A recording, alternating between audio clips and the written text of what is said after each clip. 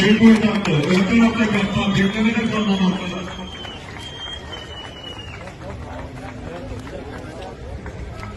Ya mikrofona kayma, hatta bütün soru çözülür ha.